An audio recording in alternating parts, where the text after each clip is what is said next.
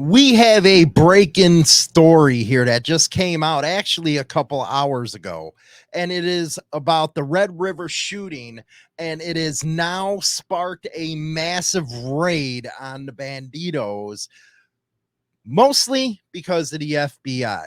Now, one thing I have a problem with this whole thing is informants have led to search warrants and stuff like that. Now, let's step back and take a look at what an informant is. An informant is somebody that is trying to work off something that they knew they were getting involved with. They got caught. They don't want to take responsibility. So what do? They want to turn on everybody, and they want to. One of the biggest things, and I am kind of upset about this, is you'll have informants or FBI infiltrators that actually go and set up members of a club. They'll go to them with, hey, we can make this much money here and there. You want to get involved? Solicitation, if you will.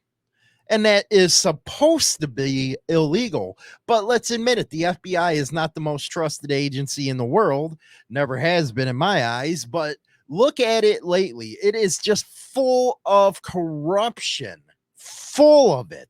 Now, what happened at Red River was something that was really not caused by the Bandidos, in my opinion. In my opinion, you had a group there that was trying to play both sides of the fence, and they should have never been there in the first place, and stuff went loose. They actually fired first at the Bandidos. So to me, it was a good self-defense there.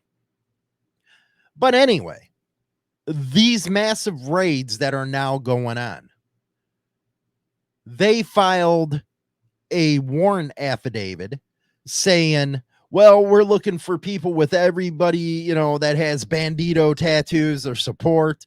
Such a broad implication in an arrest warrant, but doesn't that how it always works? Let me take you to the story real quick here.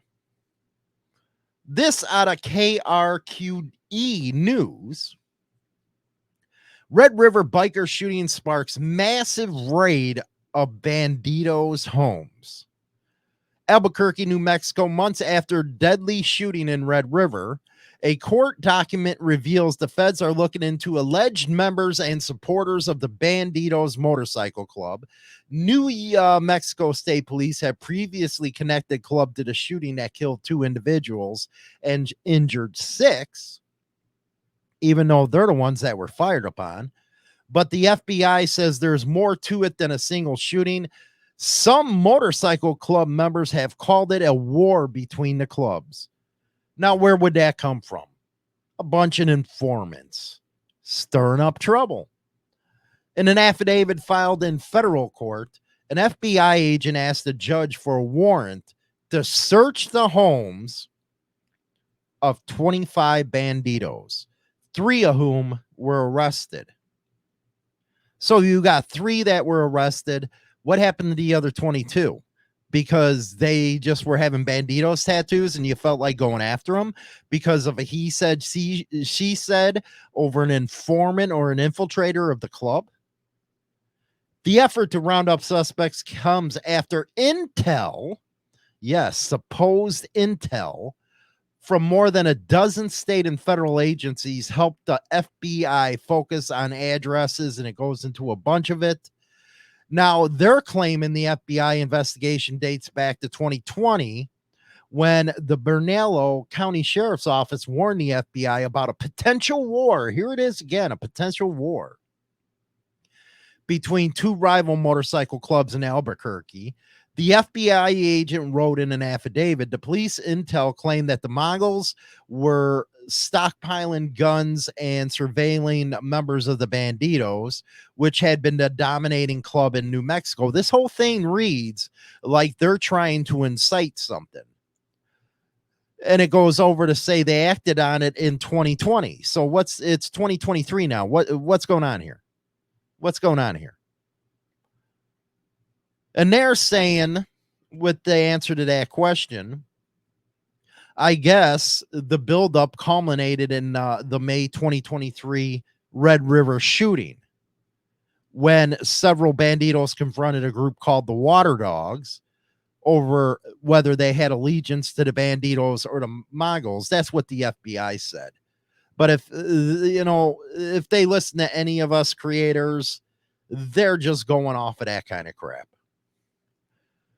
Goes on to quote, when Red River happened, that was a wake-up call. Everyone, the request of New Mexico State Police or our old friend Tim Johnson and support of our new chief, Troy Wessler, we decided to go to form a task force. Executing the search warrants on property around New Mexico, the FBI is hoping to mitigate violence by banditos, seize weapons, investigate unsolved crimes. Basically, they're going on a fishing expedition. That is what they're doing. And the courts, which are just as corrupt as ever, are giving them the go-ahead. But because you have a bunch of informants in there and infiltrators, the courts are just going to say, go ahead and do it. It's ridiculous if you ask me. When is it time to stand up as a whole group and say, you know what, enough of your corruption? And I'm going to be talking about that on the Twitter show tonight at 7 p.m. Central Standard, about the corruption that is happening within this country.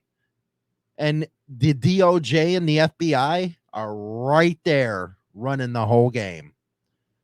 Let me know your comments about this stuff. Really, seriously, get into the discussion. Let me know what you think about this so far. Let's go on to other news here. All Old Tesco, online home of the Freeman's Journal and hometown, looks like a local motorcycle club raises funds for Helios care. On Friday, August 25th, members of the Hudson Highlands Retread Motorcycle Club presented Helios Care with a check for $2,000, baby. The club supports Helios Care every year through fundraising efforts by its members. This year, the group held a basket raffle in June and had donation baskets at several club events throughout the year and donated the proceeds. Quote, this unrestricted donation goes directly to support the services for over 700 local patients and their families. We are so grateful for this group who have continued to fundraise for us for over 30 years. Way to go, guys and gals. 30 years right there. Now we're going to go over to, what is this? I don't even freaking know. That story with the Bandidos got me upset, man, because of the corruption that's going around with the feds right now.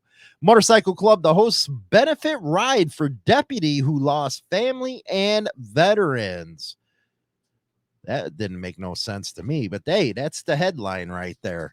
The military, firefighter, and cops motorcycle club, Smoky Mountain and Atlanta East Coast chapters are hosting the sixth annual charity fundraiser and mountain ride at the Ridges Resort in Young Harris on September 16th.